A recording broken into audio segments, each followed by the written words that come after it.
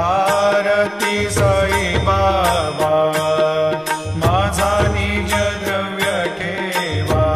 तव चरण रज सेवा